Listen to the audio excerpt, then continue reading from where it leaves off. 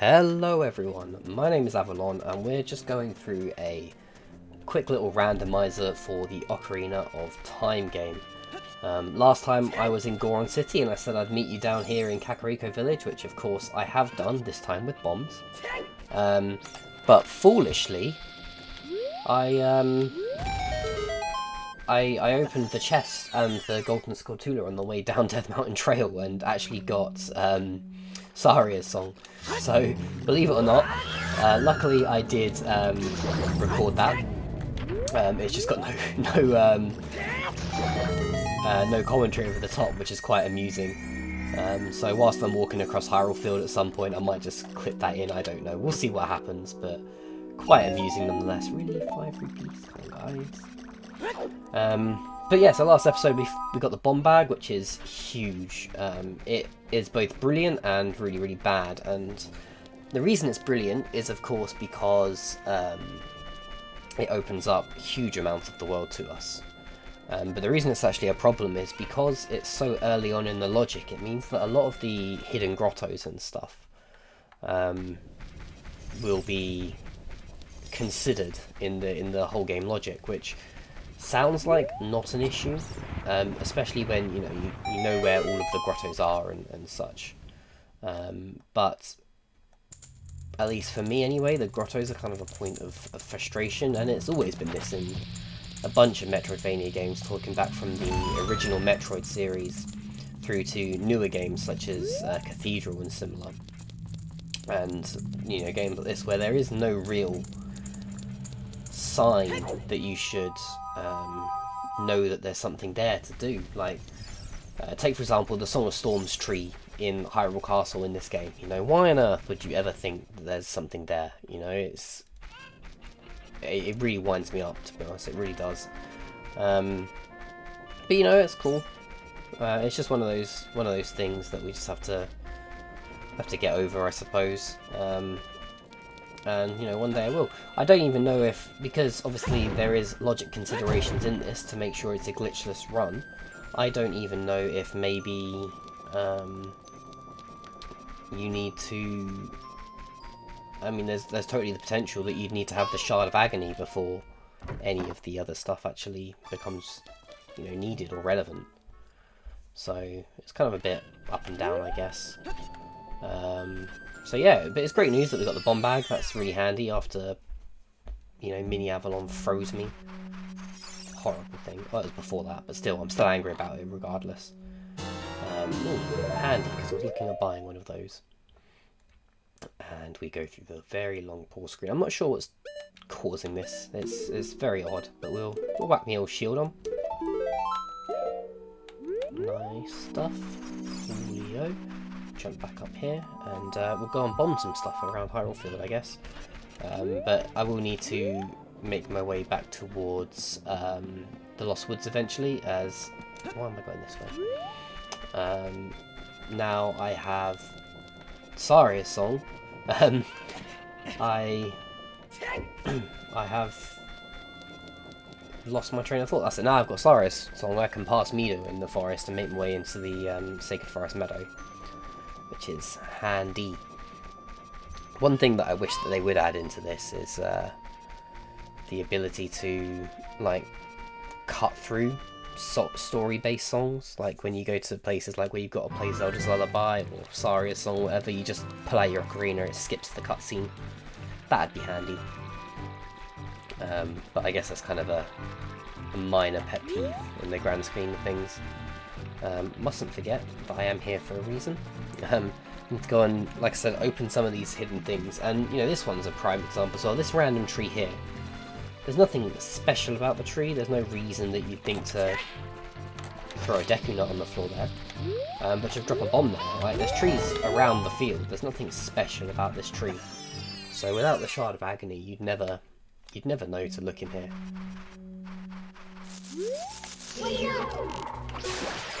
And this is just for a Golden Sculptura, which I can't get. Just don't have the hook shot, so that was a waste.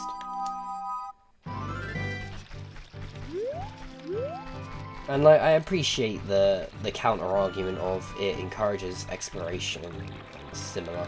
But you've got to ask yourself, is exploration worth it? I mean, theoretically, I'd have to bomb every bomb range of the entirety of Hyrule Field to find, you know, all of them. And it's just not, it's not right, you know? Well, I don't think it's right anyway. You might completely disagree and think that it's great, but there's things like in Cathedral, for example, there's random blocks that don't look any different to other blocks, but you can destroy them. Same in Metroid, and even Hollow Knight has like the entrance to the Hive. Now, I appreciate they've put an enemy there so that you should accidentally hit the wall and find it and whatever, but I still think it's pretty poor when it comes to game design. I like the parts of Hollow Knight that you can tell that you can break the wall, it's just a question of how you're going to break it. Like the grottos that are dotted around Hyrule Field, for example, the ones that are behind boulders like this one, you know, there is a big boulder here. It's something for you to blow up, so why would you not? You never know what you're going to find. So finding a grotto that way is quite reasonable in my opinion. But it's the ones where you just have to bomb in the middle of nowhere and just kind of hope for the best, especially when some of them are quite, I guess, fussy as to what is and what is not accepted. Oh, really? Arrows. As in range. That first one I went to, obviously it's slightly behind the tree. If you bomb in front of the tree, you're not going to find the grotto. So, you know, I'm just not a fan, I guess. Still, whilst I'm running across here, it's a time for me just to pull up that clip from the Getting Saria's song. That was really, really funny, actually. I just thought to myself, I was like, oh, do you know what? But between two episodes, I'll really quickly run down. It'll take me like 2 seconds to get down this mountain, and then I thought, oh yeah, I can get that golden skulltula and just mention it in the episode. But, oh yeah, I grabbed a golden skulltula as I ran past or whatever. I completely forgot that the chest was in the other alcove. And then yeah, and then obviously popped out at the other end with Saria's song. Absolute joke, you know. Very rare to take shortcuts on these sort of things, but I thought I'd give it a go. And there we go. This is one of those ridiculous ones that I don't like. Like, why would you put a bomb in this little square? There's not even like a bombable enemy here. Oh, and I forgot there's actually nothing good in here because I haven't shuffled these guys, so you know, he just sells his normal mysterious item for 10 rupees. Oh! I guess I have shuffled these guys then. Oh, I suppose he'd normally give you a piece of heart, wouldn't he? So I suppose it kind of makes sense that he's in the logic. Oh, I'm lucky I bought his mysterious item. Very lucky, in fact. Right, well, we'll head over to the Lost Woods now. Back across the Hyrule Field. You know, it's the one part that I really miss from... I've started using Project 64 again. It was the first N64 emulator I used.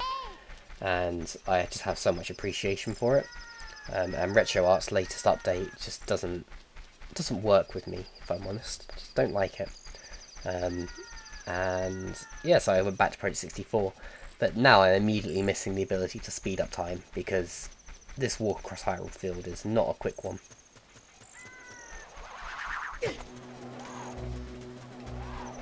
Still, it's one that must be done.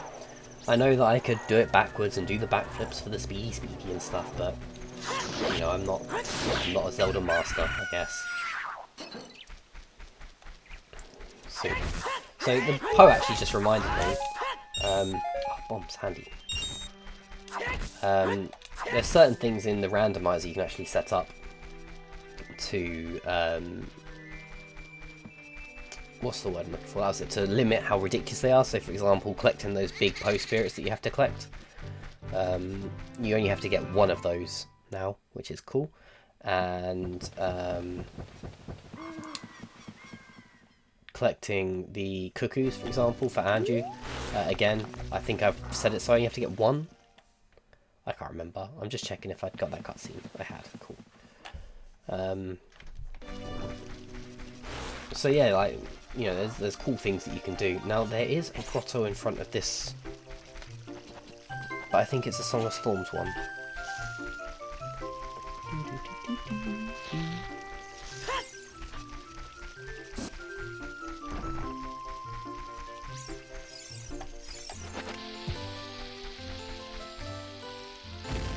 It must be a Song of Storms one. I say that the hero to learn an explosive container. What? Honestly, some of these are just... Oh wait, no, that's... Yeah, because the Sheik song that I got is the explosive container, so that works.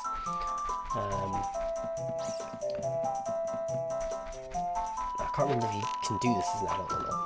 Well, apparently I can't do it at all. No, there's nothing to do here as an adult, but I do have the Ocarina, so I can... No, I can't go down there. Okay, because they're scared of me, which is kind of sad. You know, did nothing wrong. Was there a reason? No, it wasn't the Goron one I was going to go into. It was the Zora one I was going to have a quick look in. And then I'll come and move Mido out of the way. I haven't got a scale, so can I actually get down there? Oh no, I did get a scale, didn't I? I bought one. See, this is the fun about Randomiser. You kind of lose track as to what you have and haven't done, and where you are with it and stuff. It's good fun. I like it. Super. So, yeah, what I was actually supposed to be talking about during this episode was, of course, dungeons, and we're now like 10 minutes in and I haven't even begun to talk about dungeons, which is quite amusing, really. It just shows you how poorly planned this series actually was. And instead I ended up talking about... What did I end up talking about? I don't know. I'm going to watch the series back myself at some point and it'll be like I've never even thought about these things before. So... But hey ho. So, yeah, dungeons. You know, they're like the lifeblood of these sort of games. You know, you look at like... Oh, why do I always forget that this is just a fairy fountain? Every time. Over here.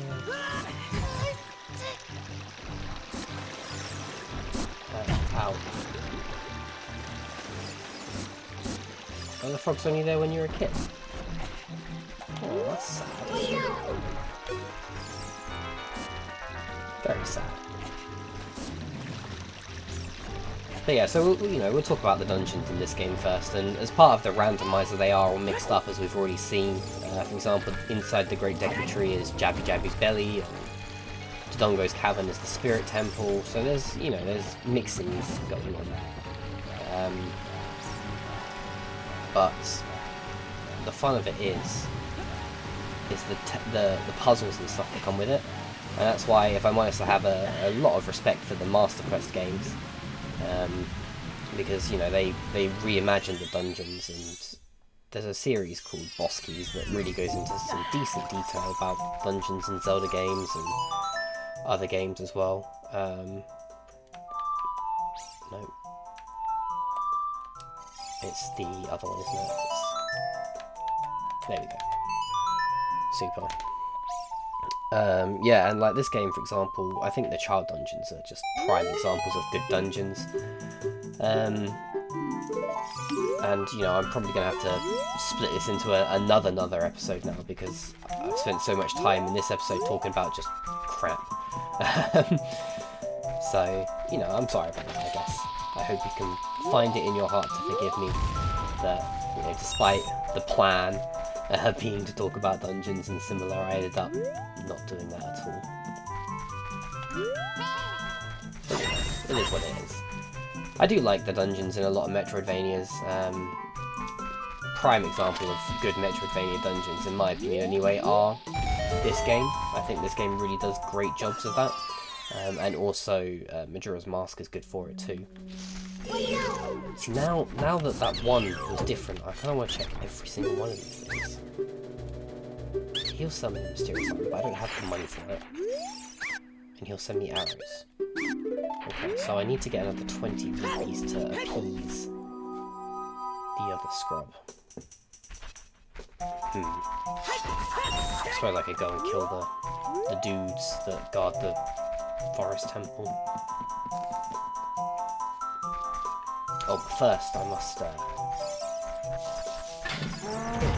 I didn't dodge it fast enough.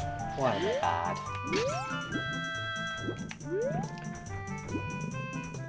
And yeah, I think that this...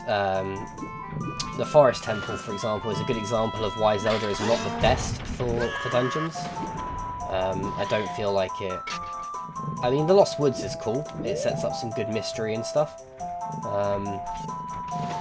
Can't deny that at all. But, you know, like, what about the... what about this, with these guards, has to do with the actual temple itself? I think it's quite poor when it comes to it, to be honest. Because they could have done so many great things with this, and they just chose not to for some reason, and I'll never understand why they chose not to. Like, why are these guard dogs not inside the temple as well? It changes them from being maybe temple guardians to just another generic enemy that is localized to this spot. So that's, you know, maybe I'm a bit harsh on that.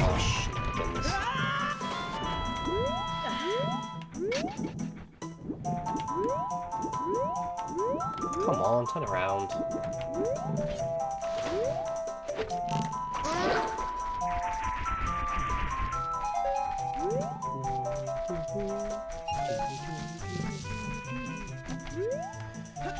So yeah, I just feel like, and these enemies, you know, they could have done a lot with them. They could have technically replaced the Star Fox with them if they wanted, which would have been quite interesting, I guess, because, you know, you could have had Sword and Shield to them. You could have had them attack in the exact same way. They just would have been different in appearance only.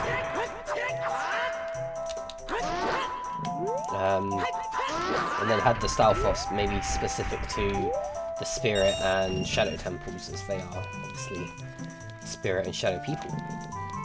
Grab Sheik's song from here, and it's Zelda's Lullaby, which, again, opens a fair few bits and pieces. That's handy. What's our hint from this guy? Okay, so, just for a bit of terminology here, the way of the hero is the route that you're expected to take. So when you generate these randomized files, you can opt in to have a spoiler log sent in as well. I always suggest, if you're new to randomizers, you absolutely should get a spoiler log, because it can teach you a lot very quickly, and you will learn very quickly that even if you know the game like the back of your hand, you're going to find yourself very lost at points.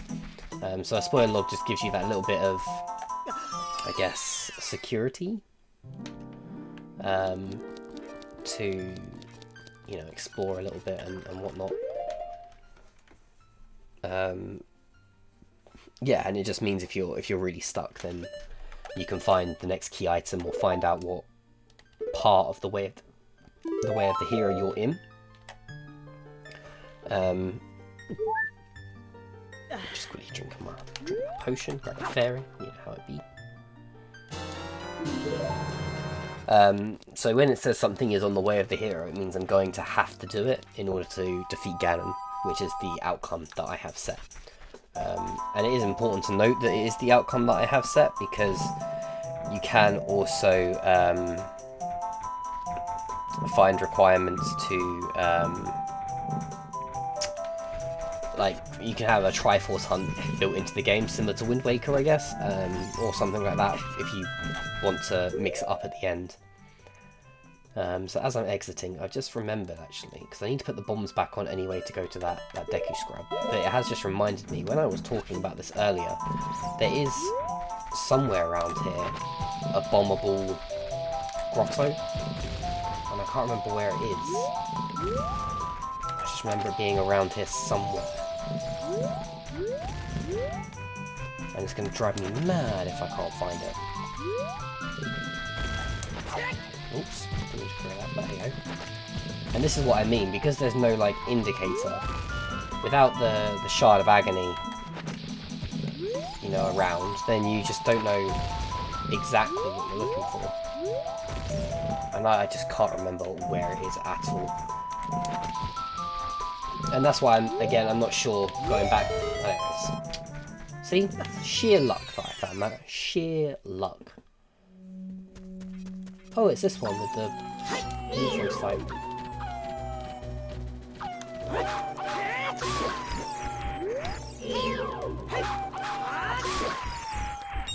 Done. Such a challenge. Such a big challenge. And you know, like, going back to theming, actually, of the walk up towards the dungeon, why are the Wolfos not... Oh, for goodness sake, really? You know, you've got a Wolfos guarding the Sacred Forest Meadow, then you go through all that ridiculous guard stuff, and then you go into the Forest Temple and you're immediately greeted with 2 Wolfos. So why not link Wolfos to the guards, or something? You know, there was so much they could have done that they didn't, and it's just a bit disappointing, I guess. Go on, and what's your mysterious item? 40 rupees. That is really handy, actually. Really handy. That was worth the buy. So yeah, you know, I was talking earlier about spoiler logs and similar. I personally think once you understand what you're doing in a randomizer, you should maybe consider not doing them anymore. I feel like they're just temptation to sort of stray away from being lost, which is part of the fun of randomizers, just getting yourself completely lost into them.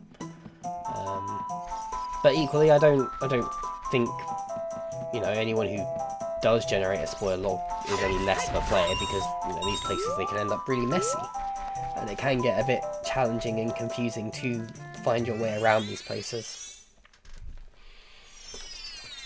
So, what was I going to do in here? I needed to... Oh, I was going to go to Kakariko, wasn't I? That was what I was going to do. So we'll go grab some money. So the last randomizer I was playing, I was just messing around with the updated settings in the 6.0. You can actually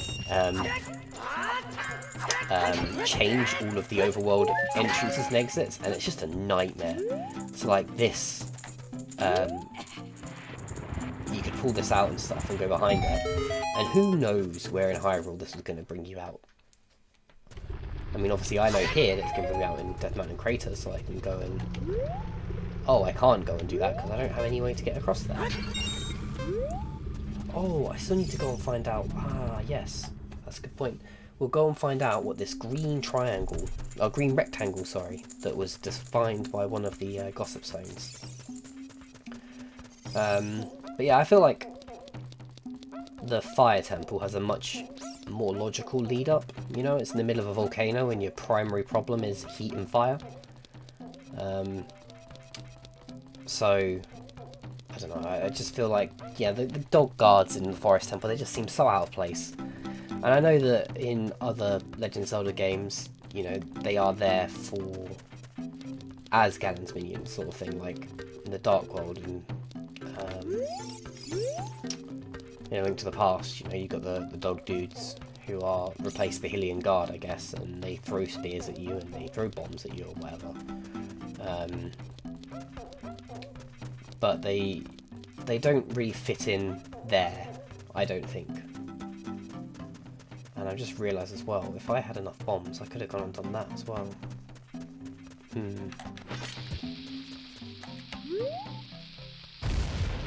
Don't think that there's a way to get more bombs during this little maze, especially if you can't remember which way you're supposed to go.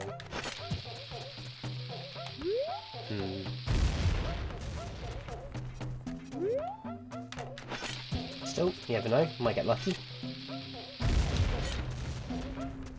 No, that's it, okay. So I need some more bombs to finish that off. I kind of want to do that while I'm here. But I don't know where to go to find bombs. I don't want to go to the shop and spend money on bombs because that seems wasteful.